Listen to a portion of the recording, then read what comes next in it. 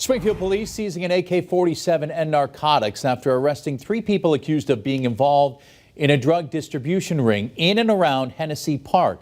Yesterday morning, police searched 2 houses, one on Sycamore Street, another on Worcester Street in Indian Orchard, plus a vehicle connected to the alleged drug activity. The 2 women were detained while the man was found hiding in the attic and he surrendered.